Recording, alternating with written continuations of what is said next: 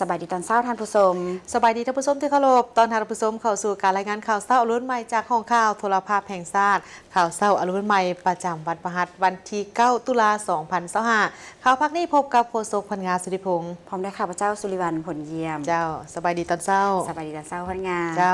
ามื้อนี้เช่นเคยมีหลายข่าวที่น่าสนใจมานำเสนอต่อท่านผู้ชมมีข่าวภายในข่าวต่างประเทศพร้อมด้วยข่าวกีฬาสำหรับข่าวภายในประเทศมีข่าวเกี่ยวกับ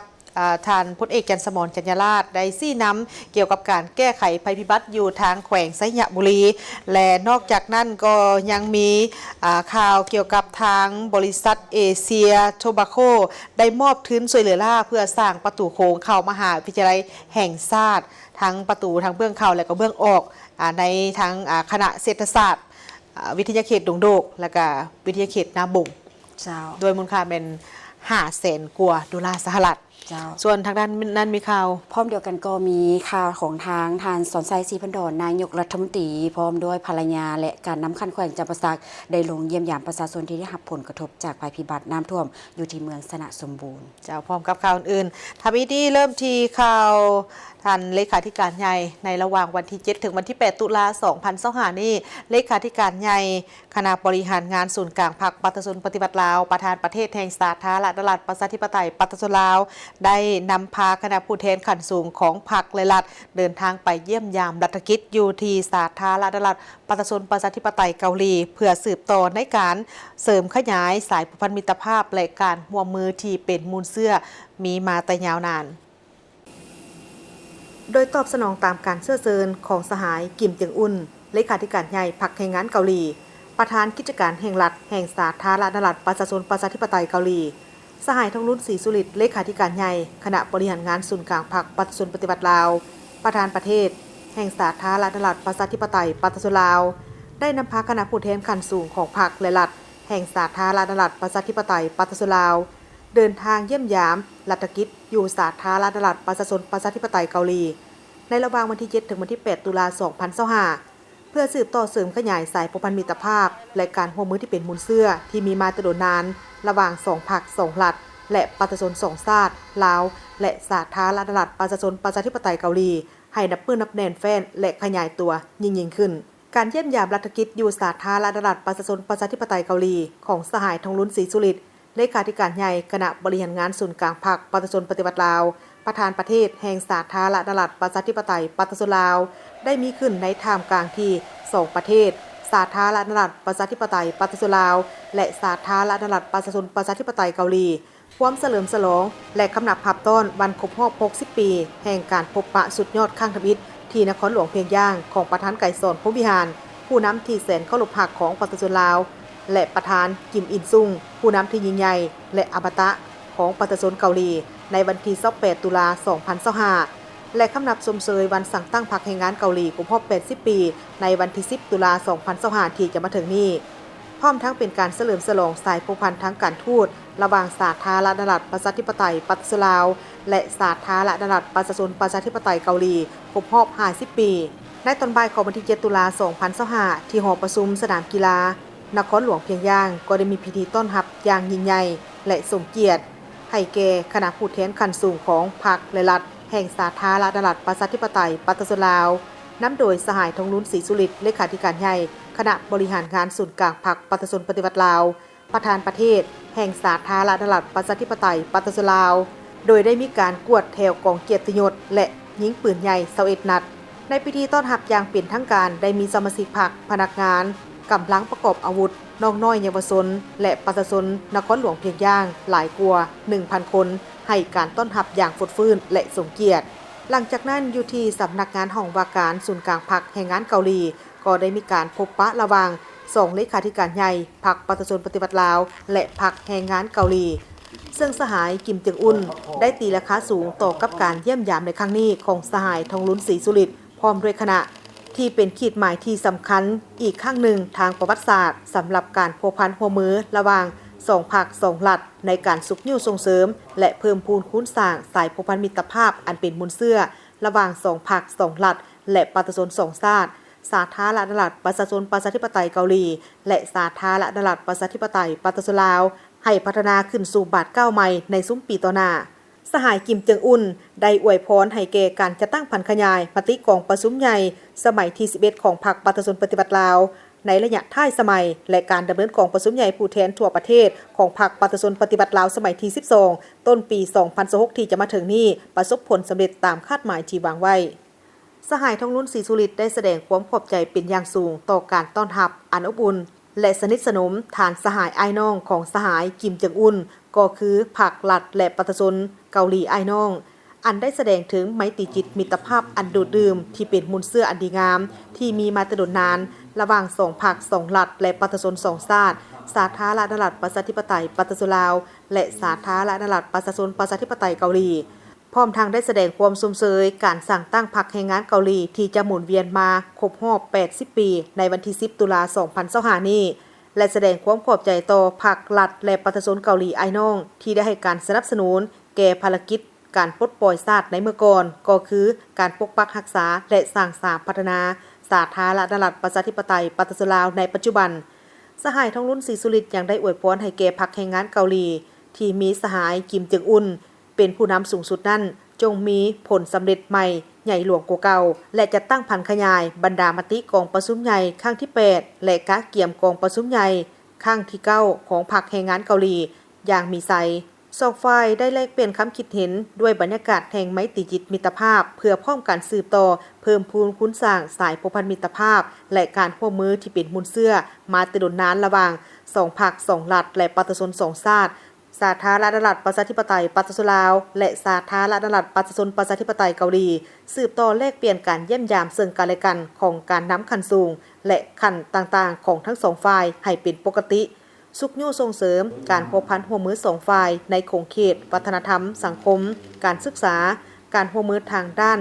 การก่อสร้างพรรคและด้านอื่นๆนำกันในหลายรูปแบบที่เหมาะสมสองฝ่ายยังได้แลกเปลี่ยนคำคิดเห็นเกี่ยวกับปัญหาภาคพื้นและสากลจำนวนหนึ่งที่ทั้งสองฝ่ายมีความสนใจร่วมกันตอนค่ำของวันเดียวกันสหายกิมเจิงอุนก็ได้เป็นเจ้าภาพจัดการเลี้ยงหับฮ้องเป็นเกียรติให้แก่สหายทองลุ้นศรีสุริตพร้อมด้วยคณะในโอกาสที่เยี่ยมยามรัฐกิจอยู่สาธารณรัฐประชาชนประชาธิปไตยเกาหลีในครั้งนี้คณะผู้แทนขั้นสูงของพรรคและรัฐแห่งสาธารณรัฐประชาธิปไตยประชาชนลาวมีแผนจะเยี่ยมยามวังพระอาทิตย์กึมสุสานโรงเรียนทฤษฎีก่อสร้างพนักงานศูนย์กลางพรรคแรงงานเกาหลีห้องว่างแสดงอาวุธยุทโธปกรณ์ป้องกันประเทศและศูนย์วิจิตรกรรมมานซูเดอีกด้วยจง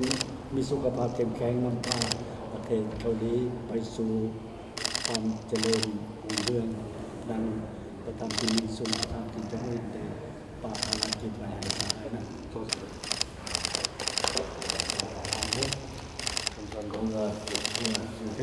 มาต่อที่พนาธานสอนไซศรีพันดอนนายกรัฐมนตรีแห่งสาธารณรัฐประชาธิปไตยประชาชนลาวพร้อมด้วยภรรยาและการนำของแขวงจำปาสักได้ลงเยี่ยมยามประชาชนที่ได้รับผลกระทบภัยพิบัติจากน้ำท่วมอยู่ที่เมืองสนะสมบูรณ์แขวงจำปาสัก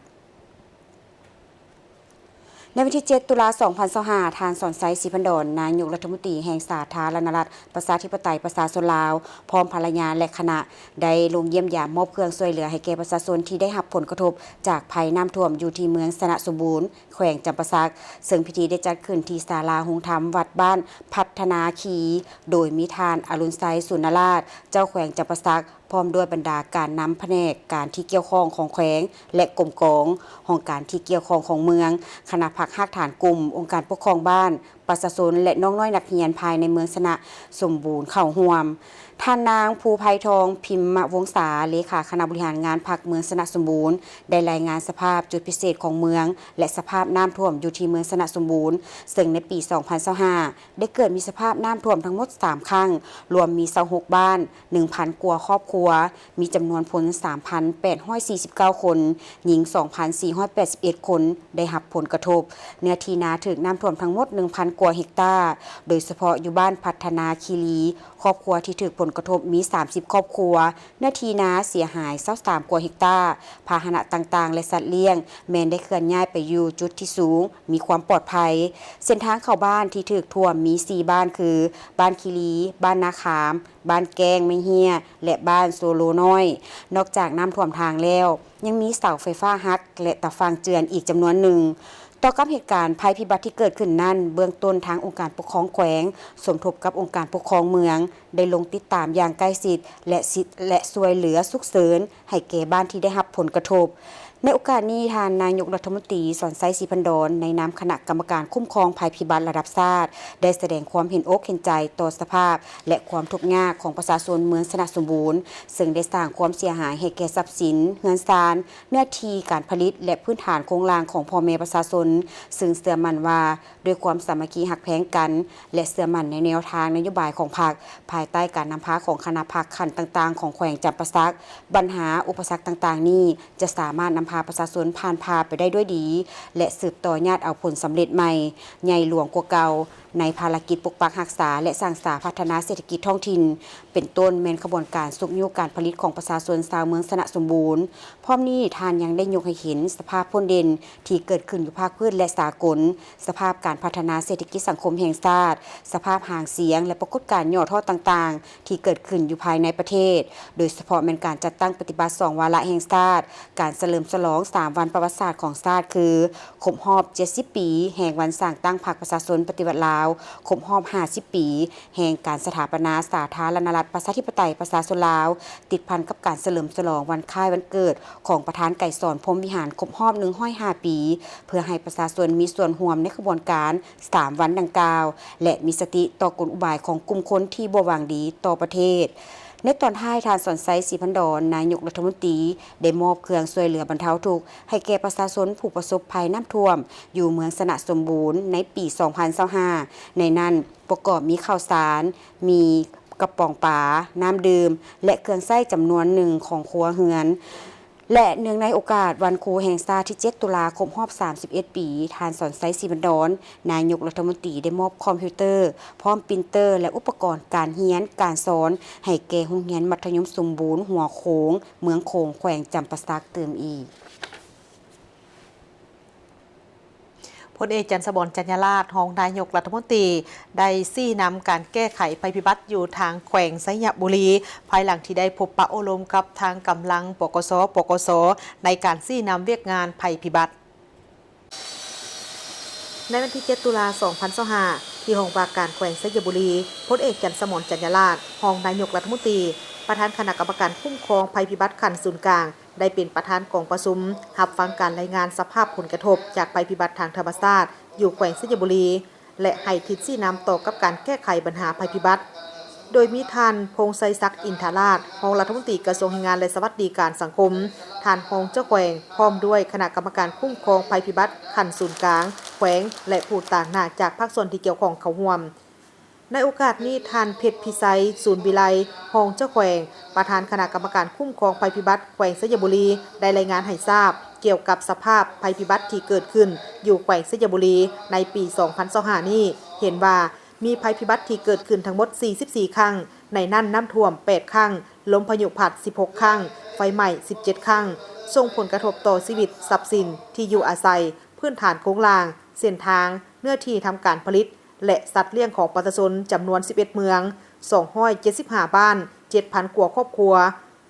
36,000 กว่าชีวิตเสียชีวิต 3 คนเรือนเสียหายหมดหลัง 32 หลังน้ำท่วม 27 หลังดินเจือนทับถม 2 หลังและไฟไหม้ 3 หลังเนื้อที่ทำการผลิตถูกเสียหาย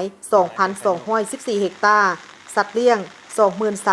23,209 ตัวระบบชลประทาน 38 แห่งเส้นทางถูกเสียหาย106เส้นหัว 16 แห่งหัวงานน้ำประปา 4 แห่งระบบน้ำดินขาด 13 แห่งรวมมูลค่าความเสียหาย273ตื้อกว่ากีบเฉพาะเดือนกรกฎแม่นได้รับผลกระทบหลายกว่าหมู่จากเหตุการณ์น้ำท่วม 3 ครั้งซึ่งได้รับผลกระทบอยู่ 10 เมืองรวมมูลค่าของความเสียหายทั้งหมด249ตื้อกว่ากีบ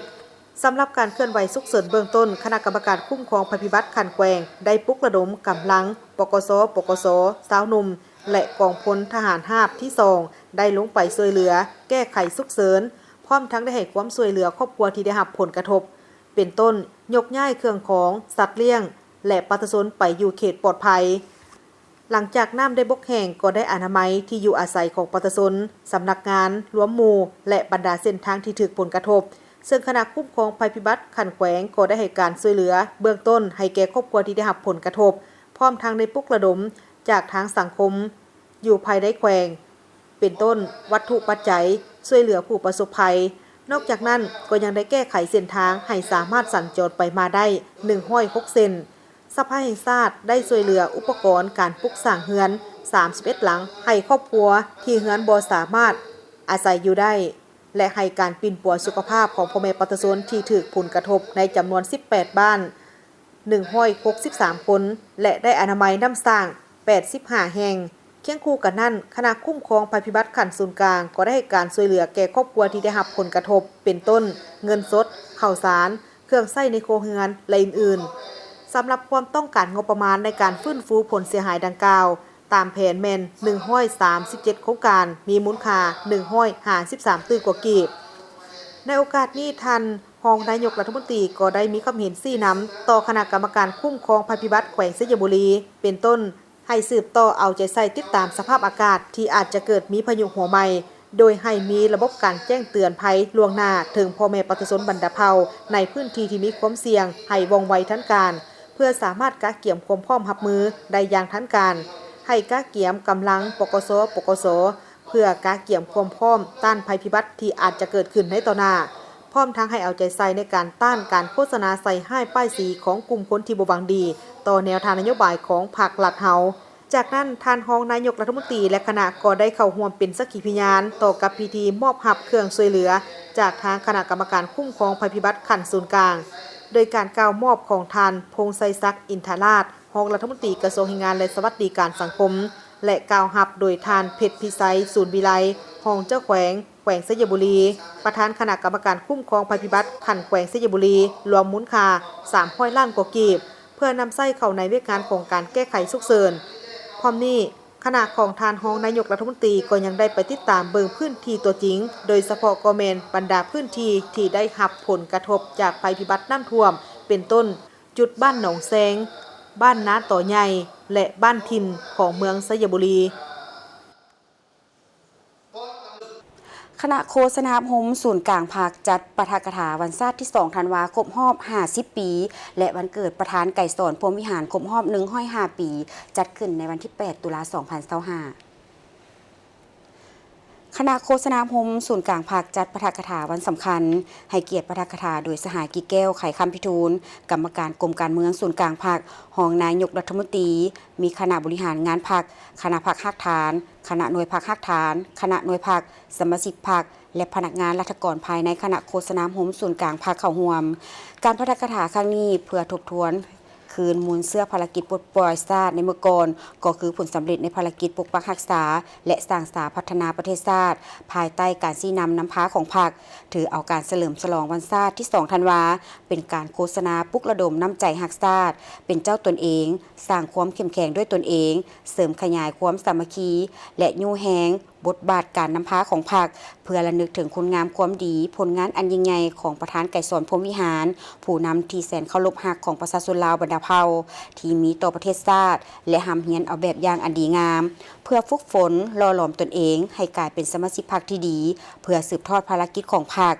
ในพิธีสหายค้ำใบดำรัดกรรมการศูนย์กลางพรรคประธานคณะกวดกาพรรคสภาแห่งชาติได้หวนคืนมูลเสื้อขบวนการปฏิวัติและความหมายสำคัญของวันชาติที่2 ธันวาอันเป็นมูลเสื้อและไซสนะอันยิ่งใหญ่ในประวัติศาสตร์แห่งการต่อสู้ของชาติแม้นวันที่ประชาชนลาวบรรดาเผ่าได้มีอิสรภาพและเป็นเจ้าของประเทศชาติอย่างแท้จริงทั้งเป็นวันแห่งการก้าวสู่ยุคสมัยใหม่แห่งการสร้างประเทศลาวสันติภาพเอกราชประชาธิปไตยเอกภาพวัฒนถาวรและยกให้เห็นถึงบรรดาเหตุการณ์และไซสนะอันยิ่งใหญ่ของกองทัพประชาชนลาวในขบวนการต่อสู้กู้ชาติผลสำเร็จของการปฏิวัติ2 นาทียุทธศาสตร์แต่อดีตจนถึงปัจจุบัน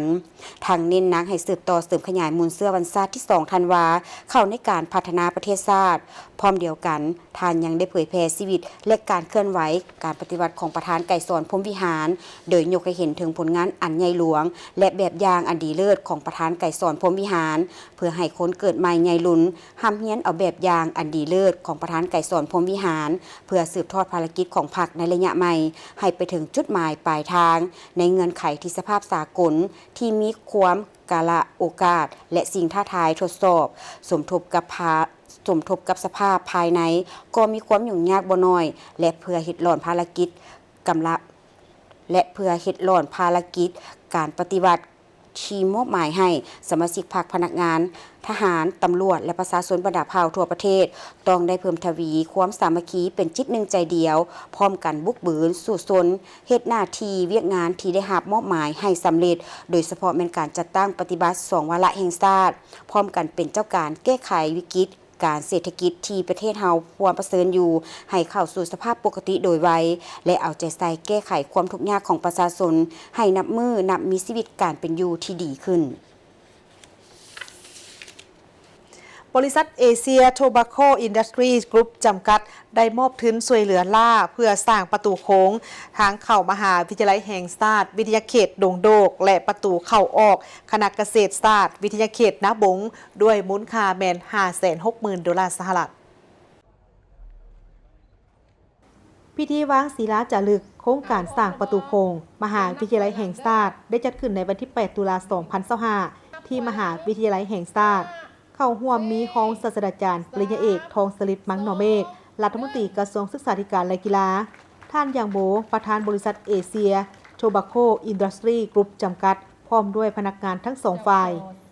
ศาสตราจารย์ปริญญาเอกเดชานุราชแสนดวงเดชอธิการบดีมหาวิทยาลัยแห่งชาติได้กล่าวว่าโครงการก่อสร้างประตูโค้งเข้าสู่มหาวิทยาลัยแห่งชาติวิทยาเขตดงโดกและประตูทางเข้าคณะเกษตรศาสตร์วิทยาเขตนาบงเป็นโครงการที่ได้รับการช่วยเหลือล่าจากบริษัทเอเชียโทบาโคอินดัสทรีกรุ๊ปจำกัดด้วยมูลค่าการก่อสร้างทั้งหมด 560,000 ดอลลาร์สหรัฐถือว่าเป็นโครงการเริ่มต้นในการพัวพันร่วมมือที่ดีเพื่อจะก้าวไปสู่การสืบต่อร่วมมือกับมหาวิทยาลัยแห่งชาติในการพัฒนาทรัพยากรมนุษย์ในขั้นต่อไปรวมทั้งการร่วมกันสร้างหลักสูตรการเรียนการสอนเกี่ยวกับการปลูกพืชสมุนไพรเป็นยาเป็นโครงการส่งเสริมการลงทุนพัฒนาการเกษตรกรรมและป่าไม้แบบยืนยงและพืชสมุนไพรเพื่อปรุงแต่งผลผลิตเกษตรกรรมให้เป็นสินค้าที่เป็นประโยชน์แก่สังคมพร้อมนี้ยังเป็นการประกอบส่วนอันใหญ่หลวงในการเสริมสร้างพื้นฐานโครงสร้างให้มหาวิทยาลัยแห่งชาติและเฮ็ดให้มหาวิทยาลัยแห่งชาติมีโฉมหน้าใหม่โครงการดังกล่าวจะเริ่มลงมือก่อสร้างนับตั้งแต่มื้อวางศิลาจารึกเป็นต้นไปและคาดว่าจะให้สำเร็จก่อนวันที่1ธันวาคม 2025ได้มีพิธีประกาศการจัดตั้งตำแหน่งบริหารประดับเรือและเทียบสั้นนักการทูตให้พนักงานรัฐกรของกระทรวงการต่างประเทศในวันที่ 7 ตุลาคม 2025 ที่กระทรวงการต่างประเทศได้มีพิธีประกาศซับซ้อนเลื่อนตำแหน่งบริหารและสั้นนักการทูตให้กับพนักงานรัฐกรของกระทรวงการต่างประเทศภายใต้การเป็นประธานของท่านไมทองธรรมวงศารองรัฐมนตรีกระทรวงการต่างประเทศมีคณะผักคณะนำกระทรวงคณะกรมคณะแผนกและพนักงานรัฐกรของกระทรวงการต่างประเทศเข้าร่วมในพิธีท่านวันดีบุษดีหัวหน้ากรมจัดตั้งและพนักงานก็ได้ขึ้นผ่านข้อตกลงว่าด้วยการแต่งตั้งของหัวหน้ากรม4ทานหัวหน้าแผนก7ทานและของหัวหน้าแผนก15ทานในโอกาสดังกล่าวนี้ก็ได้ผ่านข้อตกลงว่าด้วยการประดับเรือนและเทียบสั้นนักการทูตให้พนักงานรัฐกรกระทรวงการต่างประเทศ193ทานในโอกาสดังกล่าวนี้ท่านไมทองธรรมวงศาก็ได้เป็นเกียรติโอลมโดยได้ตีราคาสูงและแสดงความสมเสยต่อบรรดาทานที่ได้รับการแต่งตั้งดำรงตำแหน่งบริหารและได้รับการประดับเรือนและเทียบสั้นนักการทูตเป็นการมอบหมายหน้าที่การเมืองและความรับผิดชอบซึ่งเป็นการเพิ่มกำลังแรงในการนำพาซี่นำเวียกงานในแขนงการต่างประเทศที่ภาครัฐมอบหมายให้พร้อมกันนั้นก็ยังได้เน้นหนักให้ผู้ที่ได้รับตำแหน่งบริหารผู้ที่ได้รับการประดับเรือนและเทียบสั้นนักการทูตและพนักงานรัฐกรทั้งหมดของกระทรวงการต่างประเทศจงยกสูงทางด้านคุณธาตุการเมืองคุณสมบัติศีลธรรมปฏิบัติความเสียสละเพื่อส่วนรวมความสามัคคีและความเป็นเอกภาพเด็ดเดี่ยวสกัดกั้นและต้านปรากฏการณ์หย่อท่อต่างๆเสิร์ชสู่ความเป็นแบบอย่างน้ำหนาในการนำพาซี่นำในการปฏิบัติหน้าที่การเมืองและการต่างประเทศตามทิศบุกทะลุการทูตป้องกันเหตุเพื่อปกปักรักษาและสร้างสรรค์พัฒนาประเทศชาติในระยะใหม่ไปพร้อมๆกับการสืบต่อพันขยายมติกองประชุมใหญ่ครั้งที่9ของพรรคและตั้งหน้าพันขยายมติกองประชุมใหญ่ขององค์คณะพรรคกระทรวงการต่างประเทศครั้งที่5ภายใต้คำขวัญ บุกทะลุการทูตเศรษฐกิจหันทิศเป็นทันสมัยว่องไวด้านเสนาธิการและรวมทั้งการจัดตั้งปฏิบัติบรรดาแผนงานโครงการปี 2026 ถึง 2030 และมติกองประชุมเวียกงานการต่างประเทศครั้งที่ 14 ให้ปรากฏผลเป็นจริงในพิธีได้มีการรับฟังการเสื่อมซึมปาฐกถาวันประกาศเอกราชและวันสร้างตั้งคณะจัดตั้งศูนย์กลางพรรคครบรอบ 70 ปี ซึ่งเป็นวันที่มีความหมายสำคัญทางประวัติศาสตร์ในการต่อสู้กู้ชาติต้านจักรพรรดิลาเมืองขึ้นแบบเก่าและแบบใหม่เพื่อญาติได้เอกราช อิสรภาพ และผืนแผ่นดินอันครบถ้วนจากกำมือของจักรพรรดิพงคารกรมส่งเสริมจุลวิสาหกิจขนาดน้อยและกลางกระทรวงอุตสาหกรรมและการค้าได้มีการเปิดกองประชุมในหัวข้อ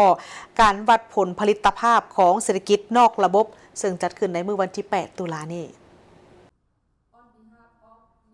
กองประชุมภายใต้หัวข้อการวัดผลผลิตภาพของเศรษฐกิจนอกระบบโดยภายใต้การเป็นประธานของท่านนางมณีวรวงศ์ไซหัวหน้ากรมส่งเสริมจุลวิสาหกิจขนาดน้อยและกลางมีผู้เข้าร่วมมาจาก 15 ประเทศสมาชิก APO เข้าร่วมรับฟังบทเรียนวิธีการและนโยบายสำคัญเพื่อการวัดผลผลิตภาพของเศรษฐกิจนอกระบบในการพัฒนา MSME โดยมีเป้าหมายสำคัญเช่นการค้นคว้าวิธีการการวางแผนนโยบายระเบียบการและการแก้ไขปัญหาสิ่งท้าทายเศรษฐกิจนอกระบบให้สามารถจัดตั้งปฏิบัติไปตามแนวทางที่ดีเพื่อนำไปสู่การพัฒนา GDP ภายในประเทศให้มีการขยายตัวทางด้านเศรษฐกิจให้มีความยืนยงเพื่อถอดถอนบทเรียนนำบรรดาโครงการจัดตั้งปฏิบัติที่ดีที่สุดมาปรับใส่เข้าในขอบเขตของการพัฒนาเศรษฐกิจแนะใส่ในการสุกยุผู้ประกอบการ MSME ผู้ออกให้งานที่อยู่นอกระบบเข้าในระบบฐานข้อมูลสามารถวัดผลผลิตภาพในเศรษฐกิจได้อย่างชัดเจนได้รับการคุ้มครองและมีบทบาทสำคัญต่อกับการพัฒนาเศรษฐกิจสังคมภายในกองประชุมผู้เข้าร่วมได้มีการแลกเปลี่ยนความคิดเห็นและประสบการณ์จากประเทศต่างๆเช่นวิธีการวัดแทกผลิตภาพและจะรับรู้ถึงบทบาทของเศรษฐกิจนอกระบบในการจ้างงานและการสร้างรายได้ความจำเป็นในการวัดแทกผลิตภาพของภาคส่วนต่างๆและความจำเป็นของการจ้างงานสำหรับสาธารณรัฐประชาธิปไตยปฏิรูปลาวผลได้รับจากการจัดกองประชุมในครั้งนี้เป็นการยกระดับความรู้และประสบการณ์ใหม่ของพนักงานและผู้ประกอบการ MSME ทั้งเป็นการสร้างนโยบายการพัฒนาระบบสถิติแห่งชาติและการขยายเครือข่ายการร่วมมือสามารถนำข้อมูลและวิธีการวัดแทกไปปรับใช้ในการวางแผนพัฒนาเศรษฐกิจแห่งชาติในอนาคตท่านผู้ชมไปเบิงบรรยากาศของมวลชนทั่วสารทิศที่หลั่งไหลลงสู่ท่าวัดจันทร์เพื่อไหลเหือไฟในงานบุญออกพรรษาในปีนี้ซึ่งมีบรรยากาศที่คึกคืนประเพณีไหลเหือไฟแม้นมีแต่บูชาการโดยมีความเชื่อหลายอย่างเช่นการบูชาขอขมาแม่คงคาก็คือแม่น้ำที่เฮาใช้อาบดื่มกินและนำใช้เข้าสู่การผลิตต่อกับมื้อบุญออกพรรษาปีนี้ในตอนค่ำสาวหนุ่มหญิงสาวผู้เฒ่าผู้แก่และลูกหลานพากันเฮ็ดเหือไฟโคกและเหือไฟน้ำประดับประดาด้วยความสวยงามส่วนอยู่ท่าวัดจันทร์นครหลวงเวียงจันทน์ได้มีมวลชนทั่วทุกสารทิศได้มุ่งหน้าสู่ท่าวัดจันทร์เพื่อไหลเหือไฟน้ำด้วยบรรยากาศคึกคืนและบางคนได้มีความเชื่อและปรารถนาเพื่อไปบูชาขอขมาขอพรโดยบางคนเฮ็ดเหือไฟมาแต่เฮือนและบางคนมาซื้อเหือไฟอยู่ณสถานที่โดยคนเดียวมื้อนี้เฮ็ดได้50 อันคนเดียวขั้นตอนของการเฮ็ดยากบ่ก็บ่ยุ่งยากปานใดเพราะว่าเฮามีประสบการณ์เฮ็ดมาแล้วหันนะก็บ่ยุ่งยากปานใดแต่ก็ใช้เวลาอยู่อันนึงนี่ก็ประมาณ20-30 นาทีได้โดยขายทุกปีปกติอยู่สวรรค์น้องจะขายตลอดเลยตอนเรียนก็จะขายและหลังจากจบแล้วมาเฮ็ดเวียกอยู่พี่ก็เลยมาขายอีกแม่นมาขายทุกปีขายทุกปีเด้การขายได้เป็นคือใดก็ขายดีทุกปีก็ขายดีเจ้าแม่นละลายได้ปากก็กินได้อันนี้มันจะละลายได้โตเลยเขาใช้อย่างเดในการเป็นต้นกล้วยเป็นใบกล้วยเป็นดอกไม้ธรรมชาตินี่แหละราคาได้เป็นคือใด20,000 กีบเจ้าตัวอันนึง20,000 กีบโดยพอดีมากับครอบครัวมาหลายคนแล้วมาลอยโดยราคาได้เป็นคือใด ก็บ่ได้แพง40,000ได้อันใหญ่ๆเลย มีแต่ฝากกับคนรุ่นใหม่เนาะออกพรรษามีแต่ตามฮีตตามคองคือเฮ็ดตามผู้เฒ่าเพิ่นพาเฮ็ดมาแต่ดึกดำบรรพ์เนาะ ทุกคนได้เอาเรือไฟลงไปไหลน้ำตามความตั้งใจของตัวเอง และก็บอกกับทีมข่าวโทรภาพแห่งชาติลาวาปีหนึ่งมีเทื่อหนึ่งต่อกับประเพณีไหลเรือไฟนี้โดยพวกเขาเจ้ามีความดีใจที่ได้มาไหลเรือไฟ มันมีหลายความหมายและการรู้สึกว่าเพื่อมาขออธิษฐานเน่เลยอยากให้ประสบความสำเร็จการเรียนหรือการเงินแม่นส่วนหนึ่งก็อยากมาอธิษฐานแน่แล้วก็อยากมาเบิ่งลินบุญบรรยากาศมื้อนี้มาเป็นคืนใดก็คึกคืนดี อยากเป็นอธิษฐานให้ชีวิตดีขึ้นกว่าเก่าซะให้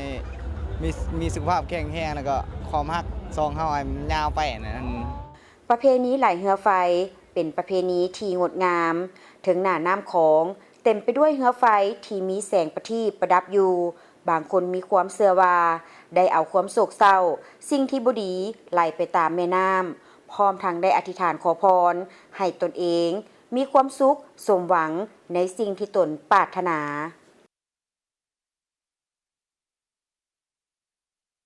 ยังอยู่ที่บรรยากาศของงานบุญแข่งเรืออยู่ที่ท่าวัดจันทร์ซึ่งงานบุญออกพรรษาประวรณาและสวงเรือประเพณีที่ท่าวัดจันทร์ประจำปี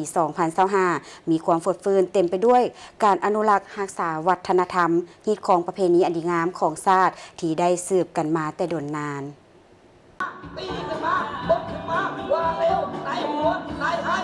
งานบุญออกพรรษาประวรณาและสวงเรือประเพณีที่ท่าวัดจันทร์เป็นปางบุญใหญ่ของชาวลาวก็คือชาวนครหลวงเวียงจันทน์ได้จัดขึ้นในแต่ละปีตามประเพณีที่ได้สืบทอดกันมาเพื่ออนุรักษ์รักษาวัฒนธรรมฮีตของประเพณีอันดีงามของท้องถิ่นที่ได้สืบต่อกันมาทั้งเป็นการส่งเสริมการท่องเที่ยวของท้องถิ่นให้นับมือฟดฟื้นทั้งเป็นการสร้างความสามัคคีหักแพงของประชาชนลาวบรรดาเผ่าซึ่งวันที่ 8 ตุลานี้ที่ท่าวัดจันทร์เมืองจันทบุรีนครหลวงเวียงจันทน์แม้นมีนักท่องเที่ยวทั้งภายในและต่างประเทศที่ได้พร้อมกันมาเที่ยวชมการแข่งสวงเรือโดยบรรยากาศคึกคืนมวลซืน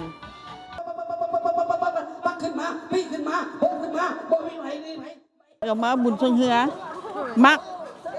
กช่วงเฮือนี่มักหลายอยู่ใส่ก็ไปไปจังได๋ไปบุญช่วงเฮือนี่ม่วนปีนี้ตั้งใจไปเชียร์ทีมใดแนวใดบ่มีบ่ทีมใดบ่จักล่ะคันนั้นตัวใดมาก็เชียร์เบิดคู่ทีมบ่ฮู้ว่าบ้านใดชนะนะบ่ฮู้ว่าบ้านใดชนะมาเบิ่งก็เบิ่งนำเขาหั่นแหละมักหลายมาเบิ่งบ้านเมืองเขามาก็มานำเขาหั่นแหละมักบุญช่วงเฮือมาบุญงาน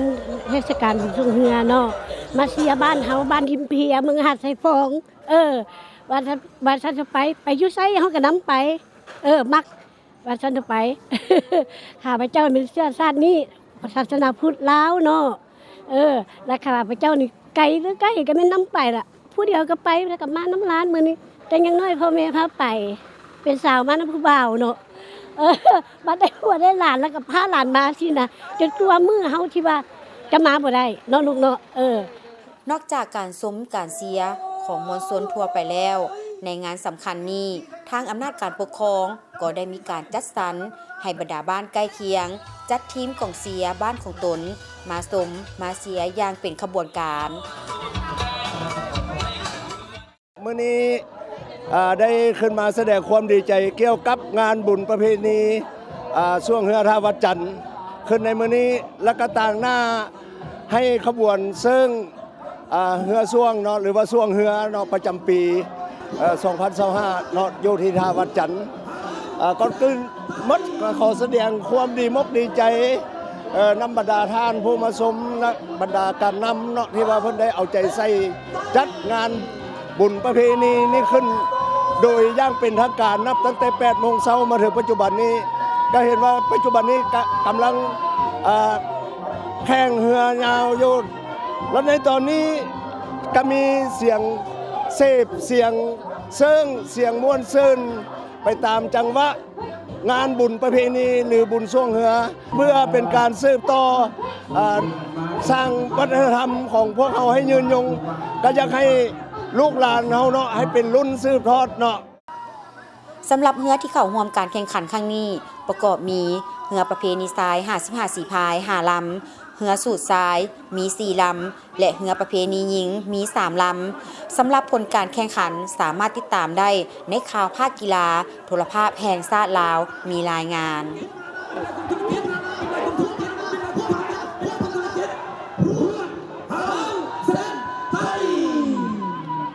คณะกรรมการบอโลซ่าให้กระซิบกระซาบมาว่า ท่านผู้ชมประชาชนหลายบ้านในเขตใกล้เคียงโครงการไฟฟ้าพลังงานลมเจืองซึนได้รับการช่วยเหลือพัฒนาพื้นฐานโครงรางถนนหนทางเวียกงานการศึกษาสาธารณสุขและเวียกงานด้านการพัฒนากสิกรรมให้แก่ประชาชนโครงการพลังงานไฟฟ้าเจืองซึนและโครงการพลังงานไฟฟ้าเจืองซึน2ได้เริ่มสร้างในปี 2024 คาดว่าจะสำเร็จในท้ายปี 2025 นี้ในระยะจัดตั้งปฏิบัติโครงการดังกล่าวได้ช่วยเหลือซุ้มยูส่งเสริมประชาชนเช่นการพัฒนากสิกรรมปลูกข้าวปลูกมันต้นปลูกสาลีและพืชผักต่างๆให้แก่ประชาชนในเขตใกล้เคียงของโครงการของเมืองคำเกิดและเมืองไซจำพรแขวงบุรีคำไซเพื่อให้ประชาชนมีรายรับเพิ่มขึ้นและก้าวไปสู่การผลิตเป็นสินค้าDự án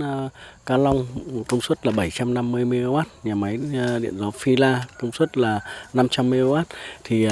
đối với cái tiến độ và chất lượng ấy thì nhà đầu tư vẫn đang thực hiện ท่านหวงจุงแองผู้อำนวยการบริษัทไฟฟ้าพลังงานลมเจิงเซินได้กล่าวว่าความคืบหน้าของโครงการผู้ลงทุนกำลังจัดตั้งปฏิบัติตามสัญญาที่ให้ไว้กับรัฐบาลของสาธารณรัฐประชาธิปไตยประชาชนลาวและพ่อแม่ประชาชนในเขตโครงการจะให้สำเร็จการก่อสร้างโครงการพลังงานไฟฟ้าเจิงเซินและโครงการพลังงานไฟฟ้าเจิงเซิน2ในท้ายปี 2025 นี้เพื่อจะแก้ไขชีวิตการเป็นอยู่ของประชาชนในเขตท้องถิ่นทางบริษัทได้ลงตรวจสอบตัวจริงและติดตามตีราคาอย่างละเอียด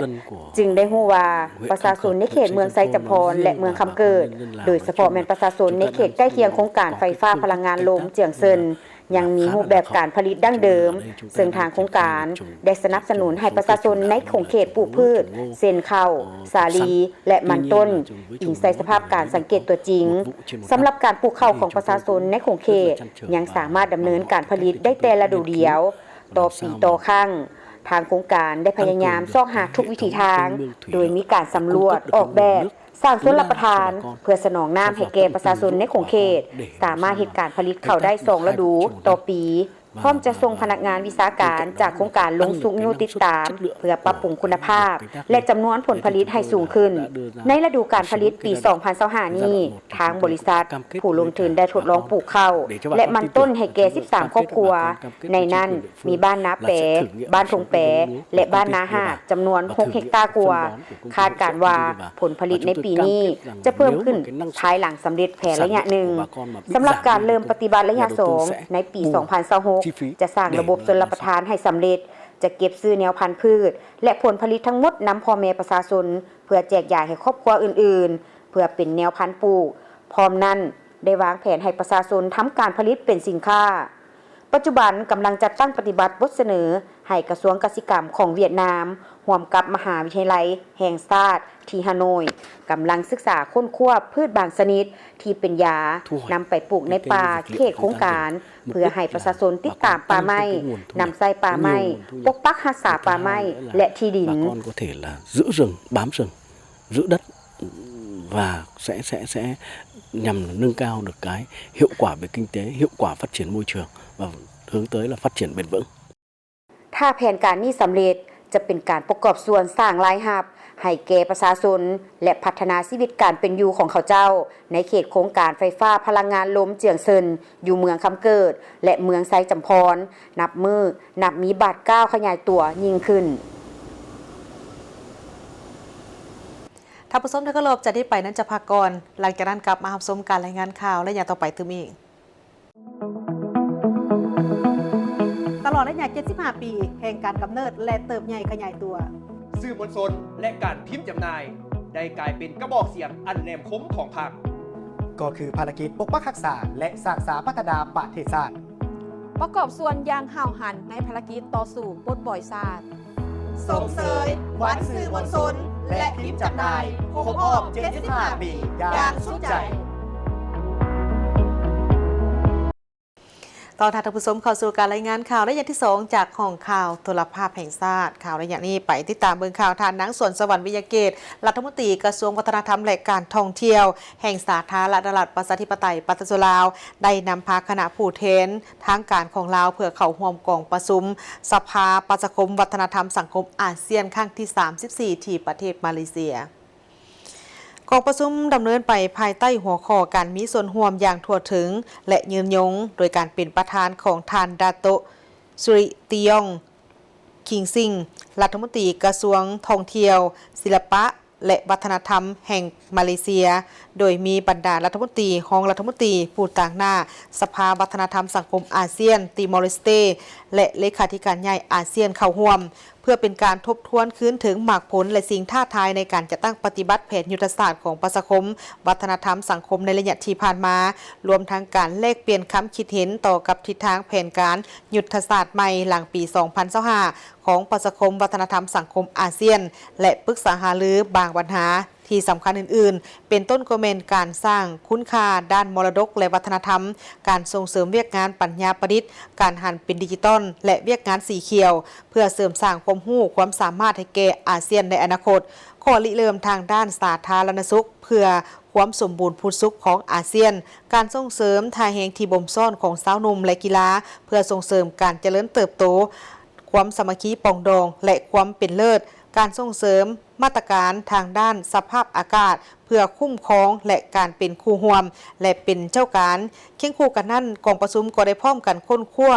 ตกลงรับรองเอาเอกสารสำคัญจำนวน19ฉบับในนั้นประกอบมี5ฉบับแม่นเพื่อรับรองและ14ฉบับแม่นเพื่อรับทราบโดยผู้นำอาเซียนในกองประชุมสุดยอดอาเซียนครั้งที่47ในกองประชุมครั้งนี้ทางรัฐมนตรียังได้แสดงความเป็นเอกภาพต่อกับแผนบุริมสิทธิ์ของการเป็นประธานอาเซียนของมาเลเซียปี 2025 ที่มีความสอดคล้องกับข้อริเริ่มคุณค่ามาดานีของมาเลเซียความยืนยงความรวมความเอาใจใส่และการแสดงการสนับสนุนบรรดาเอกสารสำคัญของอาเซียนที่กะเกียมนำเสนอต่อกองประชุมที่กะเกียมในการนำเสนอต่อผู้นำอาเซียนพิจารณารับรองและรับทราบที่กองประชุมสุดยอดอาเซียนครั้งที่47แนใส่ในการเพิ่มทวีเอกลักษณ์อาเซียนความเป็นเอกภาพความเข้มแข็งซึ่งจะช่วยในการสนับสนุนและช่วยสุขยู่ในการร่วมมือของทั่วทุกแขนงการภายในเสาค่ำประชาคมวัฒนธรรมสังคมอาเซียนให้มีความเข้มแข็งยิ่งขึ้นรวมไปถึงเสาค่ำอื่นๆเพื่อสร้างเงื่อนไขในการไปมาหาสู่ของประชาชนให้หลายขึ้นปรับปรุงคุณภาพการชีวิตการเป็นอยู่ของประชาชน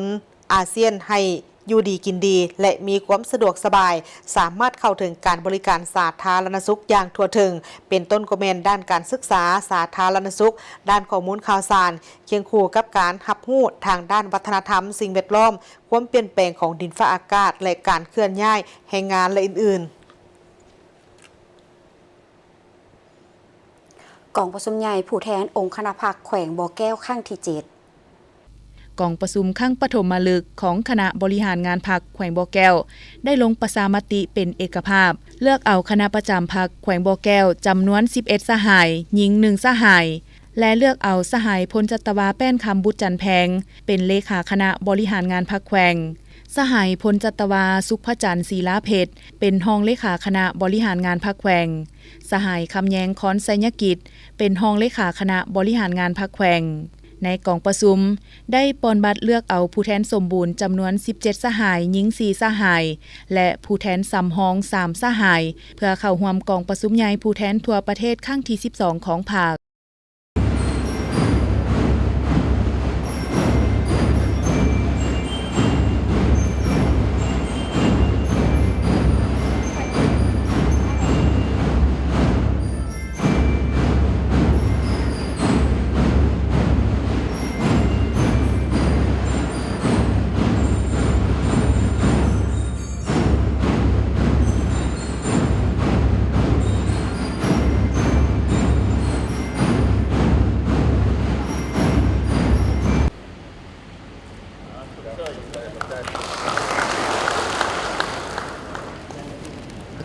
ในโอกาสนี้สหายพลเอกวิไลล่าคำฟองกรรมการกรมการเมืองศูนย์กลางภาครองนายกรัฐมนต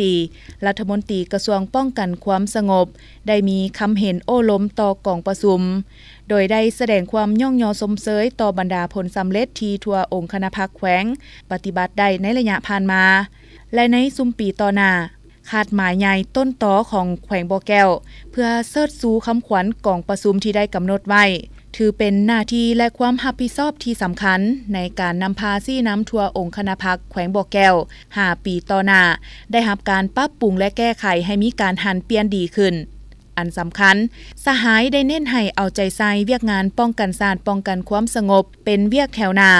ไปพร้อมกับการสืบต่อหันลงก่อสร้างรากฐานการเมือง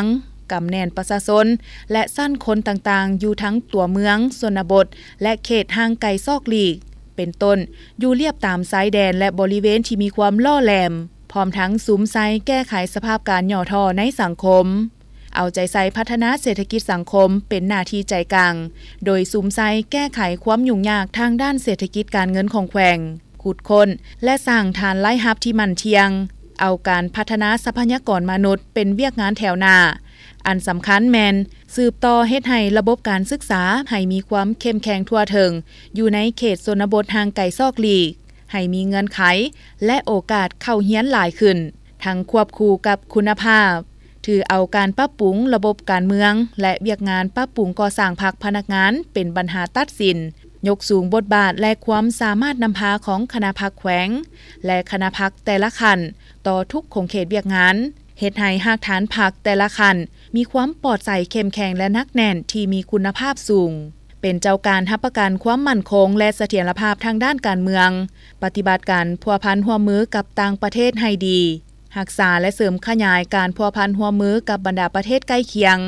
สร้างเงื่อนไขสภาพแวดล้อมที่ดีเพื่อดึงดูดเอาการลงทุนของต่างประเทศอยู่แขวงบ่อแก้วให้นับมือหลายขึ้น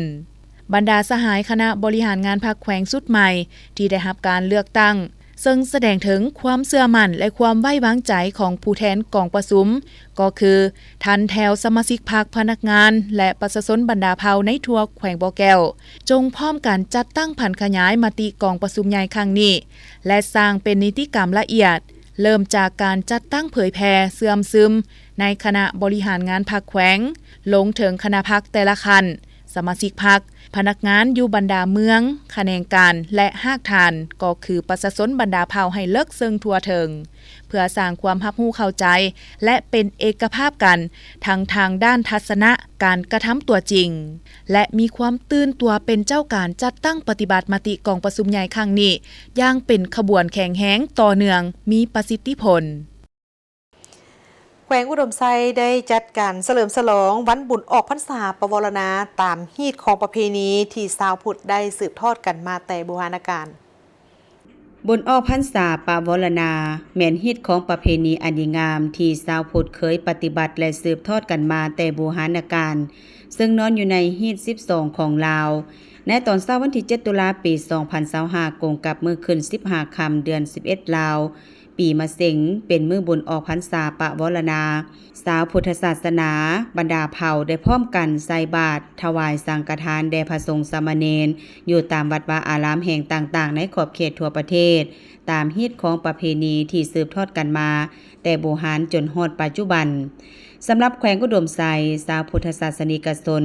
ได้ร่วมกันใส่บาตรถวายสังฆทานแด่พระสงฆ์สามเณรอยู่ตามวัดวาอารามแห่งต่างๆภายในเทศบาลแขวงก็คือเมืองไซแขวงอุดมไซโดยเฉพาะอยู่วัดภูท่าไซมงคลรัตนเมียงเมืองและวัดสันติภาพสัญญารามบ้านเจงโดยมีการนำของแขวงเมืองไซและบรรดาชาวพุทธศาสนิกชน